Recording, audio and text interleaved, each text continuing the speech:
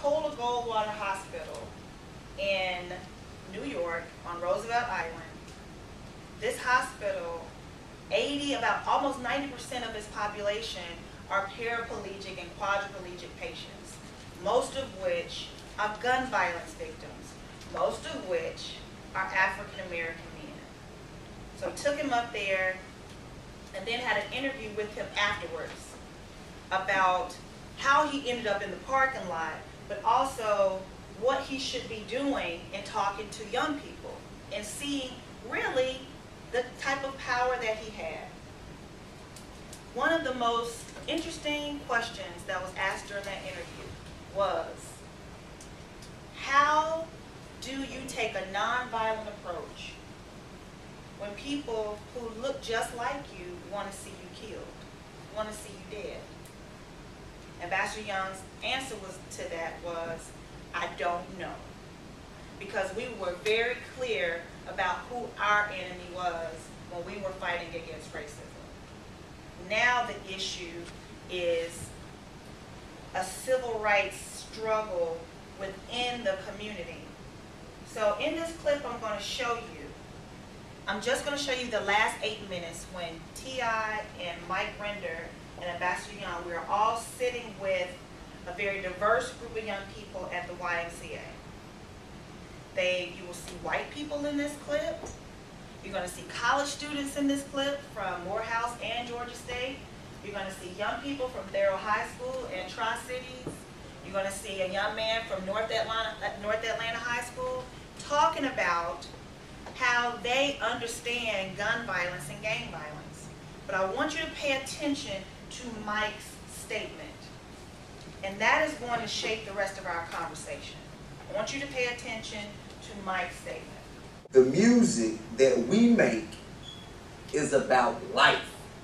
It is about reality. It is about what exists out there in the society we live in today. Worse than back then, because today you have people going crazy over nothing. The challenge of my generation was to confront people whom we knew had guns and make it plain that we did not have guns. You couldn't overcome hatred with more hatred. You have to find some way to bring some new understanding. Now, if we could do that with white people who were organized to hate us, can't you all figure out how to do that amongst your classmates? I'm all for the peace and everything, but everybody's just not going to be peaceful. No.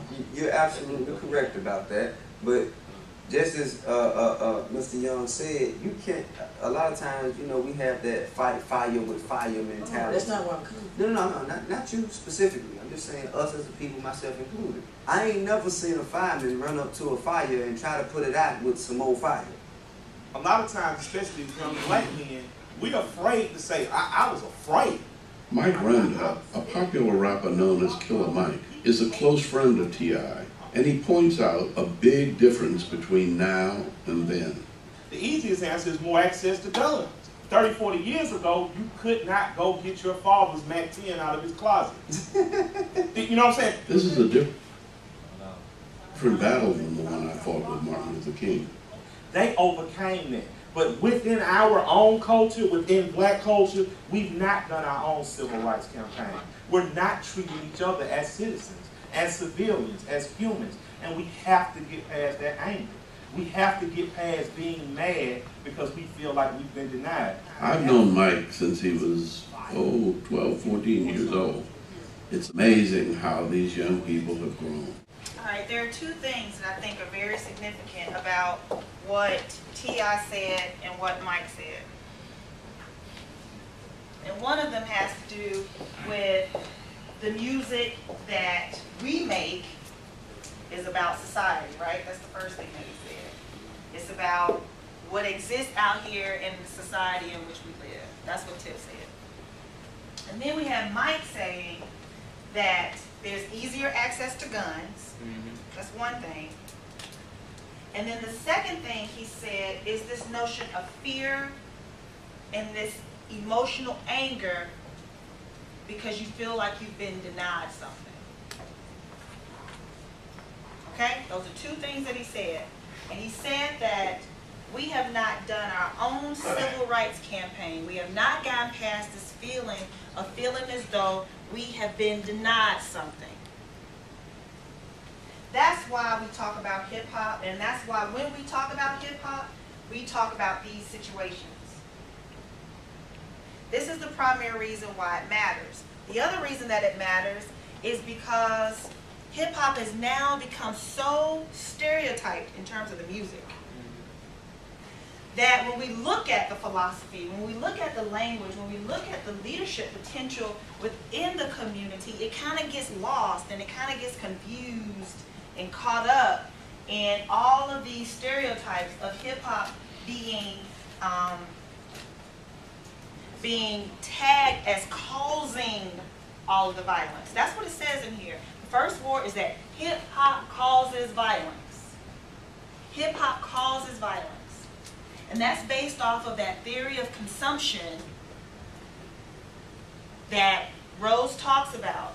Because there are several studies that have been made that says that listening to violent music or taking in some sort of violent art experience every day, does that mean that it gives you a right to just continue to talk about it? At what point in time does it become glamorization? At what point in time do you begin to de-glamorize the violence? Right. And begin to offer some sort of other story? That's one of the reasons why I really like Ice Cube. Because Ice Cube, if you listen to early Ice Cube, especially America's Most Wanted, he's going to tell you a story, and at the end, he's going to definitely give you the moral of the story. Right. He always gives you the moral of the story. We've talked about the social, we've talked about the cultural, the philosophical, the political, and we've talked about all of those working together for this spiritual pursuit. But this is where hip hop stands right now. It stands at this intersection. And in the notes that I gave you about Fluker, standing at that intersection is a very, very troubling place to be, because you're going to lose some friends, you're going to make some enemies. Because you're taking on something and you're telling the truth about it. Many of you, when you came to Monday's session, what did Ambassador Young say? He said it was all about truth and justice. And he lost a lot of friends. Lost the support of his father when he took on the movement.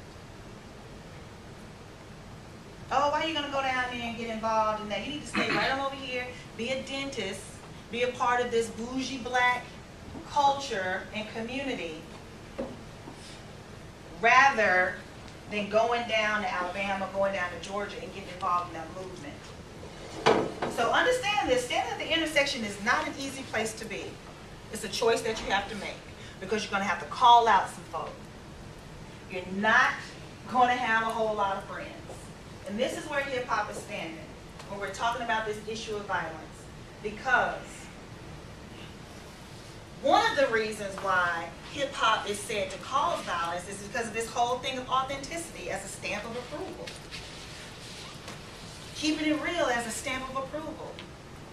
But what happens when you keep it so real it goes wrong?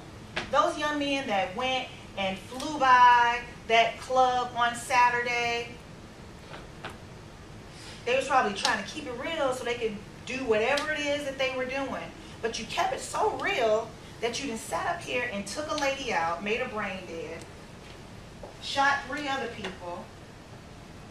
Shoot, I ain't about to let nobody egg my car. Who do you think he is?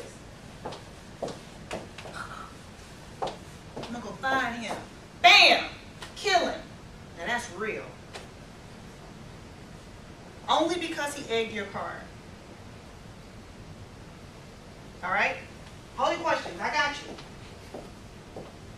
And then this challenge of changing the perception of violent storytelling in hip hop. Thus the challenge of changing the larger forces. It's not about changing the storytelling, it's about changing the situations that create the stories. Remember when we first started this class? I said to you, if African American people were not enslaved and had to go through issues of racism, issues of classism, gender politics, would the music still sound the same? And I think Gabrielle said in one of her papers that it would. it would just be about different stories. It wouldn't be about violence. It wouldn't be about misogyny. It wouldn't be about all of these larger social forces that have created this fear and this anger and this emotion of feeling like you've been denied something. It wouldn't sound like that. So at what point in time do we change those conditions, and what are you going to do to change those conditions? Conditions like high levels of chronic joblessness. High levels of chronic joblessness. When people don't have jobs, they rob. It's just that simple. When people don't have jobs, they rob. When you don't have the basic necessities of food, clothing, and shelter, you're going to go take it. Have you ever been hungry? Have you ever, no. Have you ever been hungry? I'm not saying, okay, it's 1 o'clock and I'll eat. I'm so hungry, but I'll get a meal at 8. I'm talking about you don't even know where your meal is going to come from. Have you ever had that feeling? And if you haven't had that feeling, then it's a far stretch from reality for you to even say how you would feel or deal with it.